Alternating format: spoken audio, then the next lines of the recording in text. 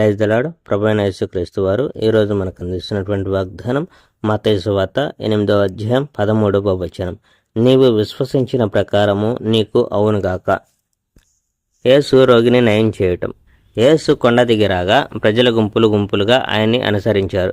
కుష్ఠరోగంతో ఉన్న వాడొకడు వచ్చి ఆయన ముందు మోకరిల్లి, మీరు తలుచుకుంటే నన్ను బాగు చేయగలరు అని అన్నాడు. యేసు తన చేయి చాపి అతన్ని తాకుతూ, నీకు బాగు కావాలని కోరుతున్నాను, స్వస్థుడవు కమ్ము అని అన్నాడు. వెంటనే అతనికి నయమైపోయింది. అప్పుడు యేసు అతనితో, ఈ సంఘటనల గురించి ఎవరికి చెప్పకు, కానీ యాజకుని దగ్గరికి వెళ్ళి నీ దేహాన్ని చూపి మోషే ఆజ్ఞాపించిన కానుకలను అర్పించు, తద్వారా నీకు నయమైనట్టు వాళ్లకు రుజువవుతుంది అని అన్నాడు. యేసు శతాధిపతి సేవకుని నయం చేయటం. యేసు కపెర్నహూము అనే పట్టణానికి వెళ్ళాక శతాధిపతి ఒకడు ఆయన దగ్గరికి వచ్చి ఆయన సహాయం కావాలని కోరుతూ, ప్రభు, నా సేవకుడు పక్షవాతం వచ్చి ఇంట్లో పడుకొని ఉన్నాడు, వానికి చాలా బాధ కలుగుతుంది అని అన్నాడు.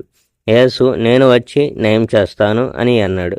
కానీ శతాధిపతి సమాధానంగా, ప్రభు, మీరు మా ఇంటి గడపలో కాలు పెట్టడానికి కూడా నేను అర్హుడను కాను, కానీ మీరు మాట అంటే చాలు, నా సేవకునికి నయమైపోతుంది. ఎందుకంటే నేను కూడా అధికారుల కింద ఉన్నవాని, నా కింద కూడా సైనికులున్నారు.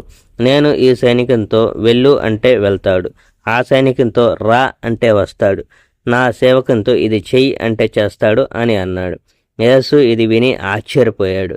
ఆయన తన వెంట వస్తున్న వాళ్ళతో, ఇది సత్యం, ఎంత గొప్ప విశ్వాసం ఉన్న వ్యక్తి నాకు ఇశ్రాయేలీయుల్లో ఎవ్వరూ కనిపించలేదు.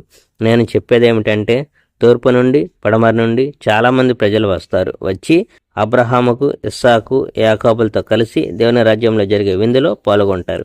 కానీ దేవుడు తన రాజ్యానికి తమ పుట్టుక వల్ల వారసులైన వాళ్లను అవతల దూరంగా చీకట్లో పారవేస్తాడు. అక్కడ వాళ్ళు ఏడుస్తూ బాధను అనుభవించారు. ఇలా అని యేసు శతాధిపతితో, వెళ్ళు, నీవు విశ్వసించినట్లే జరుగుతుంది అని అన్నాడు. అదే క్షణంలో అతని సేవకునికి నయమైపోయింది.